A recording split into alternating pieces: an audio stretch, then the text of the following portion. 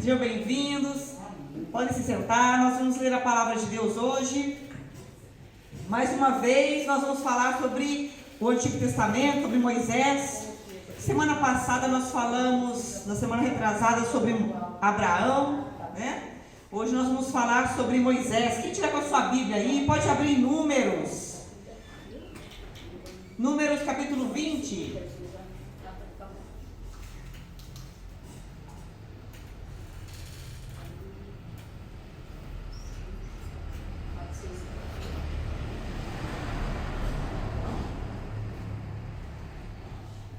Números capítulo 20, versículo 7, a partir do 7. E o Senhor falou a Moisés dizendo: toma a vara e ajunta a congregação, tu e Arão, teu irmão, e falai à rocha perante os seus olhos, e dará a sua água, assim lhes tirarás água da rocha, e darás a beber à congregação e aos seus animais. Então Moisés tomou a vara de diante do Senhor, como lhe tinha ordenado. Moisés e Arão reuniram a congregação diante da rocha, e Moisés disse-lhes: ouvi agora, rebeldes, porventura tiraremos água dessa rocha para vós? Então Moisés levantou a sua mão e feriu a rocha 2 vezes com a sua vara, e saiu muita água, e bebeu a congregação e os seus animais. E o Senhor disse a Moisés e a Arão: porquanto não crestes em mim, para me santificardes diante dos filhos de Israel, por isso não introduzireis esta congregação na terra que lhes tenho dado. Amém? Amém. Aqui nessa passagem, nós vemos quando Moisés, ele estava com o povo no deserto. Né? Quem já ouviu falar sobre o povo de Deus no deserto? Já ouviram falar? Muitas pregações, muitas mesmo, a gente ouve sobre o povo de Deus atravessando o deserto. Quem estava liderando o povo na primeira parte dessa travessia foi Moisés, né? Era Moisés e Arão que estavam ali liderando o povo, mas Moisés havia sido chamado por Deus para liderar o povo, para ajudar o povo a atravessar aquele deserto, né? Moisés foi usado por Deus para libertar o povo daquela escravidão que eles estavam no Egito, sofrendo muito, sendo escravos no Egito. Não tinham vida própria, né? Era escravo, não tem vida própria. Tem que fazer o que o Senhor deles manda, né?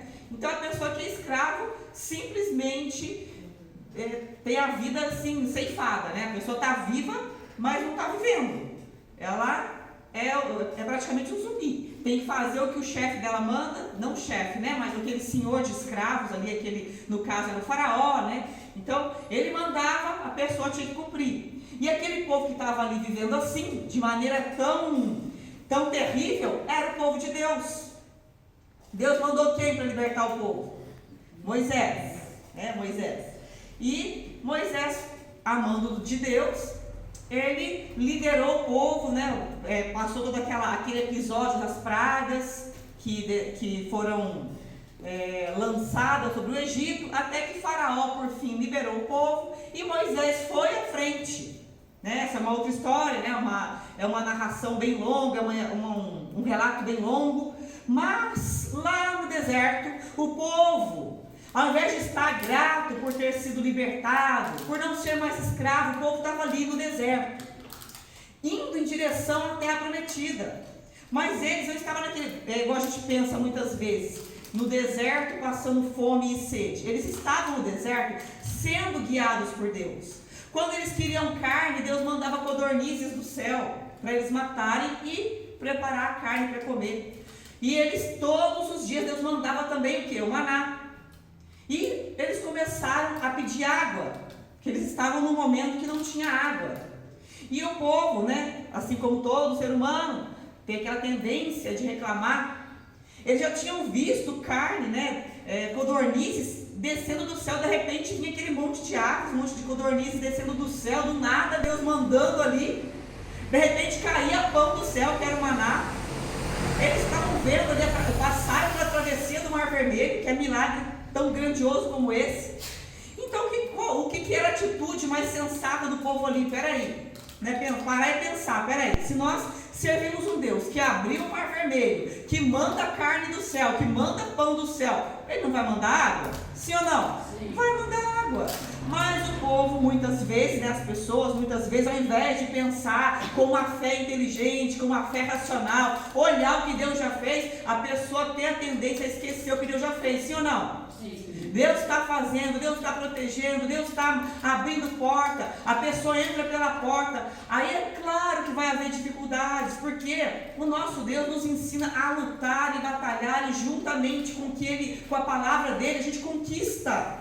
Foi o que eu falei na outra semana, uns 15 dias atrás, que ele tinha a terra prometida para o povo, mas ao entrar na terra também tem batalha. A terra é do povo, a terra é nossa, mas quando entra lá tem que batalhar. Sim ou não? Sim. Ele não pega a gente como um robô, né, como um escravo também, e dá na mão ali, ó, você tem que fazer isso. Não, ele não faz isso. Ele faz com que a gente pense. Ele faz com que o povo dele raciocine. Deus faz com que o povo dele continue raciocinando. Por quê? Porque ele não nos mantém na ignorância. A palavra de Deus diz assim, que quando a gente conhece a verdade nos liberta. A verdade é o quê? É conhecimento. Então a gente tem que buscar o quê? Uma fé de conhecimento. Conhecer o Deus que a gente serve. Conhecer o Deus que fez coisas por nós e continua fazendo conforme a gente permite. Né? E o povo ali começou a murmurar. E começou a apertar Moisés. E começou a reclamar. E na primeira vez que o povo fez isso, por causa de água, querendo água, Deus falou, pega o seu cajado, Moisés. O que está na sua mão? O cajado. Fere essa rocha e da rocha vai sair água. E da primeira vez que Deus falou, Moisés foi, feriu a rocha e da rocha saiu água. E as pessoas, é claro, mais uma vez ficaram ali, olha, Deus fez outro milagre, né? Olha, Deus fez um milagre. E ficaram maravilhados. Mas depois de alguns anos, novamente eles se viram numa situação de pedir água novamente. E ao invés de usar a fé, né? Aquele histórico que já tinham de vivência com Deus, novamente foram murmurar com Moisés e Arão. Deus falou, olha, coloca toda a congregação, todo o povo diante da rocha, falou para Moisés. Põe todo o povo aqui diante da rocha, que agora eu vou mostrar que eu sou Deus. Você não vai ferir a rocha, você vai falar com a rocha. E o povo ali apertando Moisés e reclamando, e o povo murmurando, né? Dá para a gente imaginar, né? Dá para a gente usar a nossa imaginação também, nosso raciocínio também, e imaginar aquela congregação do povo de Israel, que era muita gente, muita gente, a multidão daquele povo. E o povo, todo mundo reclamando, murmurando, e por que ele está mandando a gente ficar aqui em pé, em frente à rocha, e esse Moisés não sabe de nada, e Arão não sabe de nada, vamos apedrejar ele, vamos morrer aqui. O povo murmurou tanto que eles chegavam a desejar voltar para o Egito, voltar a ser escravo. É uma coisa que não faz sentido. Deus que estava fazendo tanta coisa na vida deles, fazendo com que esse povo estivesse livre, caminhando com esperança da terra prometida, enquanto que quando a pessoa é escravo, ela só come o que é dado, aquela porçãozinha dada a ela faz o que é mandado, porque se não fizer é chicotada, e ela não tem esperança. A pessoa que é escrava não tem esperança. A pessoa que está escravo das drogas, que está escravo do mundo, que está escravo da enfermidade e não conhece a palavra de Deus e não se volta para Deus, ela é escrava, ela não tem esperança. O povo que é escravo não tem uma esperança no futuro. Para ele, tanto faz viver ou morrer, e muitas vezes prefere morrer, né? Então, quando a gente conhece Deus, quando a gente conhece o Senhor Jesus, quando a gente conhece a verdade, nós passamos a ter esperança. Nós passamos a ter um entendimento renovado da nossa vida, da palavra de Deus, daquilo que vem acontecendo diante de nós. Aquilo que acontece na nossa vida passa a ter significado diferente.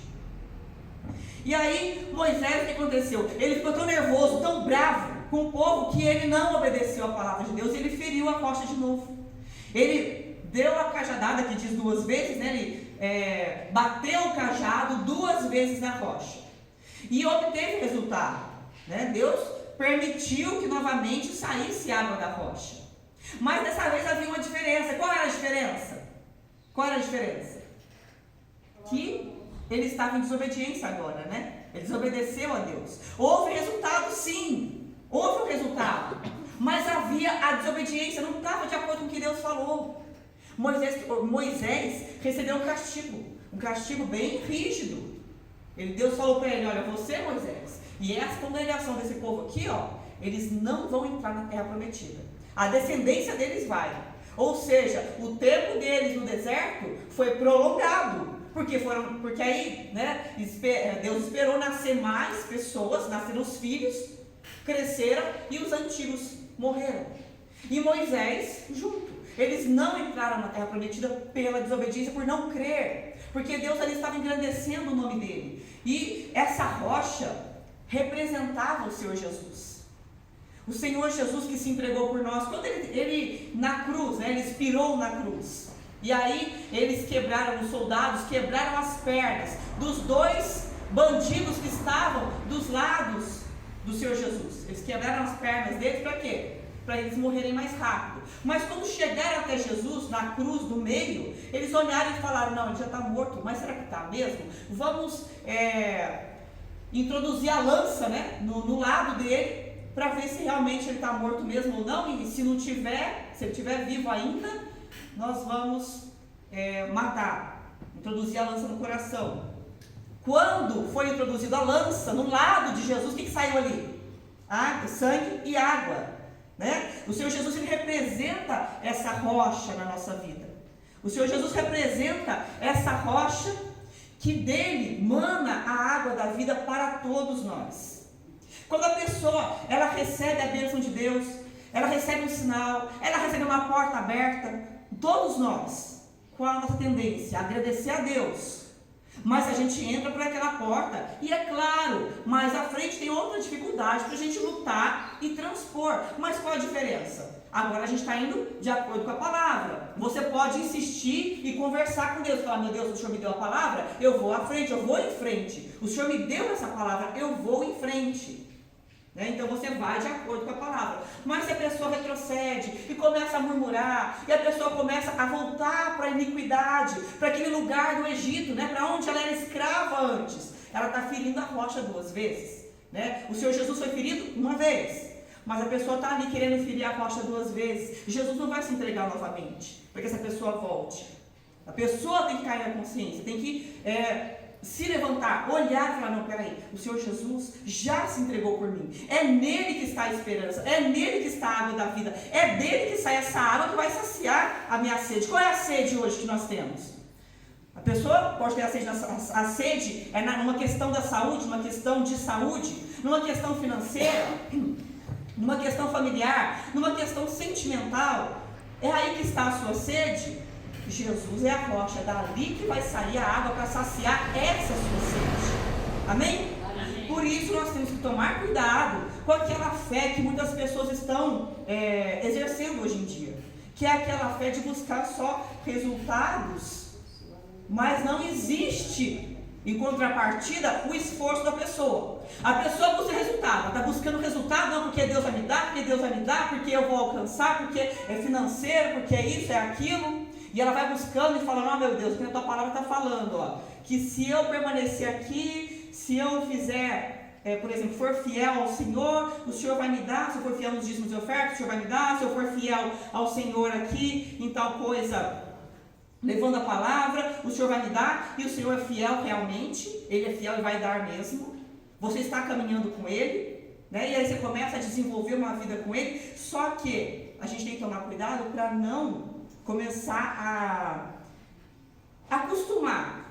É o que eu estava falando com vocês há 15 dias atrás. A pessoa se cai naquela rotina, porque tudo que você quer muito, você está querendo demais, quando consegue, e aí passa a ser do cotidiano, começa a cair no quê? Na rotina, a pessoa vai acostumando, e aí ela vai, já não ora tanto quanto orava mais, já não tem mais aquele fervor na oração, porque a oração não é quantidade, mas é a intensidade. E aí a pessoa começa assim, mas Deus está comigo, mas eu alcancei o resultado ali, eu alcancei o resultado financeiro, eu alcancei o resultado na saúde, olha que maravilha, eu alcancei o resultado na minha vida sentimental, e a pessoa colhe o resultado, está colhendo o resultado. Isso é bom, não é? Sim ou não? Sim. Quem não quer colher resultado, todo mundo quer, né? A gente quer colher o resultado, mas aí que mora o perigo. Se a pessoa foca muito no resultado e esquece da comunhão e da obediência com Deus, da comunhão verdadeira com Deus, que foi o caso de Moisés, né? Que a gente pode tirar aí uma lição para isso. Moisés, ele obteve o resultado? Obteve. A água saiu da rocha, mas houve ali o problema da desobediência e ele recebeu o castigo. Então, pode acontecer de uma pessoa estar vivendo com o resultado, mas ela não está em comunhão verdadeira. Ela não está buscando de verdade ali o que é principal para a vida dela. Eu vou me santificar, eu quero resultado, e resultado é bom sim, pode buscar, mas não pode esquecer da santificação, da comunhão com Deus, que é o principal na nossa vida. Esse é o principal, porque a nossa vida é só aqui? Não, o principal é onde? É lá. O principal é depois que nós partirmos desse corpo físico, né? Que é passageiro. O principal é lá, que é eterno. Então, viver bem aqui sim, com certeza, conquistar coisas sim, mas o principal, não podemos esquecer disso. Tem pessoa que está indo para o inferno com resultado, tá? Tem gente que tem resultados que o outro olha e fala, olha, eu queria ter isso na minha vida. E aquela pessoa está indo para o inferno. Aí você pensa assim, nossa, mas essa pessoa está na igreja. Essa pessoa está conseguindo resultado. Mas para onde ela está caminhando? Então vamos buscar sim. Deus vai dar resultado, sim, é claro, porque Ele é fiel. Ele é fiel na nossa vida. Então, Ele não vai permitir que a gente seja derrotado. Claro que não. Mas não esqueça da sua comunhão com Ele. Amém? Amém. Não vamos esquecer da nossa comunhão com Deus, que é o principal, não é? Igual você fica dentro de casa com o seu marido, ou com a sua esposa. A sua esposa está ali, vamos colocar aqui de exemplo, uma esposa que está levando uma vida mais tradicional. Faz comida, lava a roupa, cuida das crianças, e aí o marido está feliz, porque a esposa está ali, tranquilo, ele chega em casa, a casa está limpa, chega em casa, os filhos estão ali, a comida está ali. Ou então uma esposa que está vivendo com um marido que é provedor, ela está feliz, porque está provendo tudo, está tranquila, as contas estão pagas, tem comida, tem roupa, tem carro, o marido está provendo tudo, mas não existe uma comunhão entre eles. Como você vai viver numa casa assim? Né? O marido está feliz por causa do que a esposa faz, mas não tem uma comunhão com ela. Mas ele não tem uma comunhão com ela, continua vivendo porque está cômodo, está tendo resultado, mas não está tendo a comunhão que eles precisam ter. A esposa a mesma coisa, está cômodo, está tendo resultado, mas não está tendo a comunhão com o marido que precisa ter. E aí o que acontece com essa família? Fica desestruturada, né? Porque cada um do seu lado, assim, não tem aquele amor, não tem aquele carinho. Os filhos crescem num ambiente que eles percebem que não tem amor e carinho entre os pais. Dá certo isso? Não dá. Chega uma hora que não vai dar certo, porque o diabo vai começar a jogar o quê? O inimigo vai começar a jogar o quê? Tentação, né? Coisas erradas. Pessoas para dar conselho contrário. Né? E aí começa a entrar coisas erradas naquele meio. Então, a gente tem que viver com Deus, obtendo resultados sim, mas a comunhão com Ele é importantíssima. A comunhão com Ele é o principal. Sim ou não? Sim. E aí quando chega o momento da dificuldade, é da onde que sai a nossa fé, da onde que sai a nossa certeza, da onde que sai o nosso consolo para não enlouquecer numa dificuldade? É daquela comunhão, né? É daquela comunhão com Deus. Está lá em casa, como eu acabei de dar o exemplo, marido e mulher, se não tem comunhão um com o outro, na hora da turbulência, na hora da dificuldade, os dois não estão juntos, vai acabar se rompendo, né? Vai acabar tendo um fim esse casamento, porque não houve comunhão, porque não houve intimidade, proximidade. Nós temos que ter essa proximidade com Deus. Quando Ele falar com você, olha, fere a rocha, é porque Ele está falando que vai dar a providência. Ferir a rocha é o quê? No início, é a primeira vez que Ele falou com Moisés. É você agir, sim ou não? Sim. Foi fácil chegar na rocha e falar, meu Deus do céu, vai sair água da rocha aqui? Teve que usar fé, teve que se esforçar, teve que crer, teve que enfrentar o povo reclamando e duvidando, sim ou não? Sim. Da segunda vez, ele tinha que usar mais ainda a fé. Só que ele já tinha uma caminhada com Deus. Todos nós que estamos aqui já temos uma caminhada, já temos um histórico de experiências com Deus. E essa experiência é que vai nos guiar para a gente não errar. Você vai olhar para trás e falar, peraí, meu Deus, vou pensar, vou raciocinar. Fé inteligente, fé que me sustenta, fé inabalável. Meu Deus, eu quero usar essa fé, porque eu sei que eu tenho. É só avivar ela aqui, eu quero avivar essa fé. De eu pensar, o Senhor já fez isso por mim? Fez. O Senhor já fez isso por mim? Fez. O Senhor já fez isso na palavra de Deus? É um exemplo que eu posso seguir, que eu posso tomar para a minha vida? Posso. Então, vamos tomar o quê? A atitude correta. Amém? Amém? Não vamos ferir a rocha na segunda vez quando Deus mandar falar. Porque quando Ele mandar falar é para usar a fé. Né? Mais ainda do que da primeira. Sim ou não? Sim. Então nós vamos usar a fé. Amém? Amém. Quem aqui já recebeu bênçãos durante a sua vida com Deus? Já receberam? Amém. Graças a Deus. Então você não esquece. Usa essas experiências para te sustentar na sua caminhada dali para frente. Amém? Amém. Essas experiências vão te ajudar muito. E também ajudar a ajudar outras pessoas. É você ajudar outras pessoas também. Amém? Amém. Graças a Deus. Fala com o Senhor Jesus nesse momento. Levanta a sua mão e fala com o Senhor Jesus nesse momento. Fala: Senhor Jesus, eu agradeço, porque o Senhor é a minha rocha, em quem eu posso firmar a minha fé. O Senhor é a rocha inabalável, de onde sai a água para me saciar, em nome de Jesus. Graças a Deus, amém. Aplauda o Senhor Jesus. Amém, graças a Deus. Então agora eu vou fazer um convite a vocês. Vamos ficar de pé. E você vai falar com Deus, né, agora com as suas palavras. Você vai falar com Ele, porque Ele realmente está nesse lugar. A palavra de Deus nos garante isso, que onde houver 2 ou mais reunidos no meu nome, eu estarei no meio deles. Não é isso que a Bíblia diz? Não é essa a palavra que nós temos? Nós podemos ter certeza que Ele está no nosso meio? Então pode falar com Ele, não se preocupa com quem está ouvindo sua oração, mas fala de verdade com Ele. Não esquece que a intimidade com Deus é o principal, é o mais importante. Os resultados virão sim, mas a sua comunhão com Ele não pode esmorecer, não pode voltar atrás. Amém? Amém. Graças a Deus.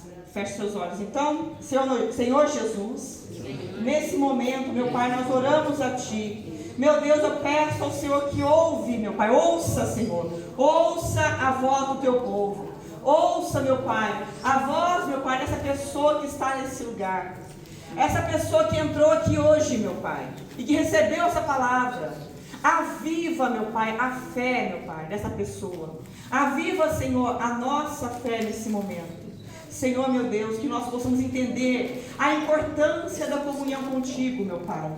A importância, Senhor, de receber, meu Pai, a água que o Senhor tem para nós, que nos limpa, que nos purifica, meu Pai, que muda a nossa vida, Senhor, que sacia a nossa sede, meu Pai, que flui, meu Pai, na nossa vida, no nosso ser, em todos os sentidos.